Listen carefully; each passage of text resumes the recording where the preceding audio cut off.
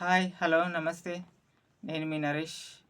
Second inning with Naresh మన YouTube ఛానల్కి స్వాగతం. ఎట్టకేలకు బెంగళూరు ఆర్సీబీ మ్యాచ్ అయితే గెలిచింది హైదరాబాద్ని మంచి ఫామ్లో ఉన్న టీంని అయితే ఓడించింది.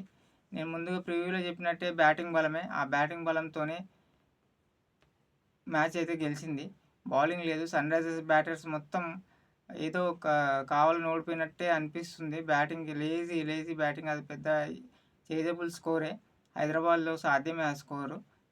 కాకపోతే బ్యాటింగ్ మరీ లేజీ ఎక్కువైపోయింది. మ్యాచ్ ఈజీగా గెలుస్తాం అనుకున్నాం. రాంగ్ షాట్స్, ఆ బౌలర్స్కి అవుట్ అవ్వడమే కాదు, ఆ బాల్స్కి అవుట్ అయిన బాల్స్ అన్నీ కూడా వీళ్ళు కావాలని ఇచ్చుకున్నట్టే ఇచ్చేసినారు వికెట్స్. మరి ఆర్సీబీ ఒక మంచి పని ఏం చేసిందంటే టాస్ గెలిచి హైదరాబాద్కి బ్యాటింగ్ చేయకుండా తను బ్యాటింగ్ చేసింది. అదొక మంచి పని చేసింది. హైదరాబాద్కి బ్యాటింగ్ ఇస్తే మాత్రం ఫస్ట్ బ్యాటింగ్ వేరేలాగా ఆడతారు.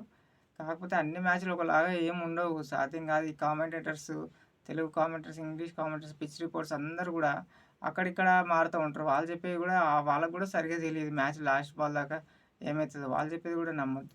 First batting toss pitch batting చేసింగే గెలుస్తుందని చెప్తారు పిచ్ రిపోర్ట్ చూసి. అట్లా 2-3 మ్యాచ్లను చూస్తాం. లాస్ట్ వరకు ఒక బ్యాటర్ ఉంటే, ఒక బ్యాట్స్మెన్ నిలబడితే ఆ పిచ్ రిపోర్ట్లు, కామెంటేటర్స్ అనాలిసిస్ మొత్తం చేంజ్ అవుతాయి. అవి ఏవి నమ్మకూడదు. ఒక బ్యాట్స్మెన్ ఉంటే అన్నీ చేంజ్ చేసేస్తాడు. ఆ డ్యూ అంటారు, అది అంటారు. అవన్నీ అంతా ఏముండదు. మ్యాచెస్ అయితే బ్యాటర్స్ మ్యాచ్, T20 అంటేనే బ్యాటర్స్ది.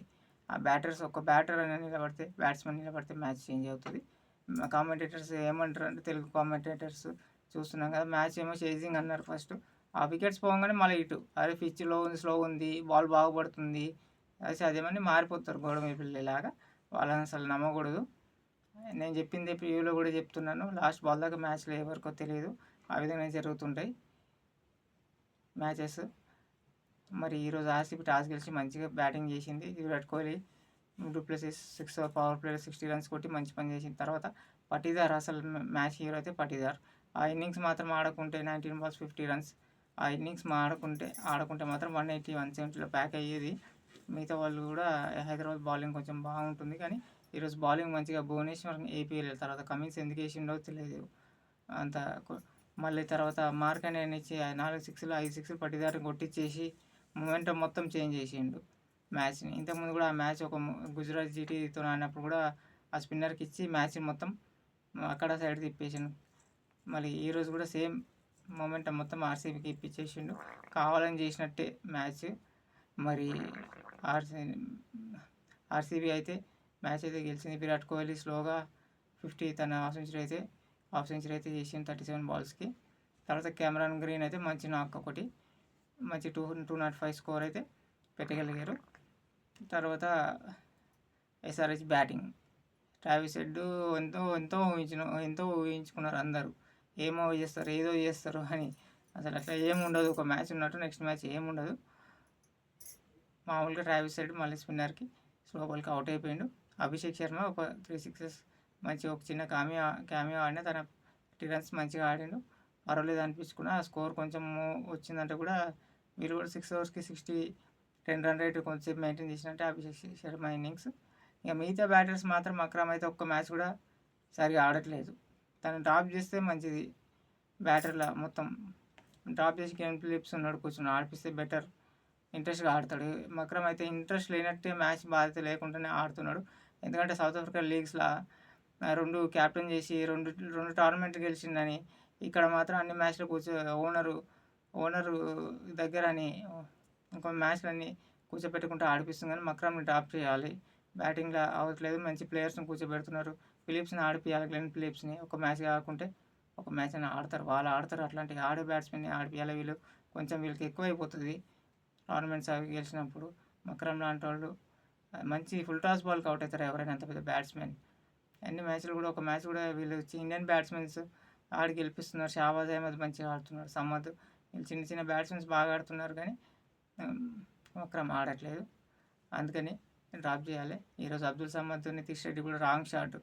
వీళ్ళందరూ ఒక్క బ్యాట్స్మెన్ నిలబడ్డ మ్యాచ్ అయిపోయేది. ఈరోజు నితీష్ రెడ్డి రాంగ్ షాట్, అబ్దుల్ సమద్ ఇద్దరు ఉన్నా కూడా మ్యాచ్ని ఫినిష్ చేసేది. అంత బౌలింగ్ ఏం ఎఫెక్టివ్ ఏం లేదు ఆర్సీబీది. కానీ వచ్చేది మ్యాచ్ అయితే. హైదరాబాద్ మాత్రం వికెట్స్ చేజార్లో ఇచ్చుకున్నారు, కానీ బౌలింగ్లో చేజబుల్ స్కోర్ 200 ఈజీ దాంట్లో. సమ్మది ఒక్క బ్యాటర్ నిలబడే అయిపోయేది, ఎందుకంటే షాబాజ్ అహ్మద్ ఆడుతున్న పక్క నుంచి కాబట్టి అయిపోయేది. మరి మ్యాచ్ మాత్రం ఓడిపోయారు. టాప్ డౌన్లోనే ఉంది, 10th ప్లేస్లోనే ఉంది.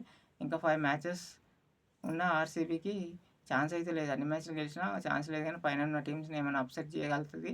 ఇంకా మరిన్ని మ్యాచ్లు కూడా గెలవగలుగుతుంది బ్యాటింగ్ బలంతో. కానీ ఇంకా మ్యాచ్ టాప్ 4కి అయితే రాదు. ఇంకా ఎస్ఆర్హెచ్ అయితే సేఫ్గా ఉంది, టాప్ 4కి వెళ్ళిపోతుంది. ఎట్లయినా మ్యాచ్ తర్వాత కొంచెం చర్చించుకుంటారు. ఇంకా మిగతా మ్యాచ్లన్నీ కూడా హైదరాబాద్లో 5 మ్యాచ్ల దాకా ఉన్నాయి, 4 మ్యాచ్ల దాకా. ఇంకా రేపు ఈరోజు మ్యాచ్ అయితే ఆ విధంగా జరిగింది. లేజీగా ఆర్సీబీకి అయితే గెలుపునిచ్చారు, కావాలని ఇచ్చినట్టే ఇచ్చినారు నా అనాలిసిస్ ప్రకారంగా. మరి పట్టిదార్ ఇన్నింగ్స్ ఒకటి ప్లస్, చాలా ప్లస్ అయింది.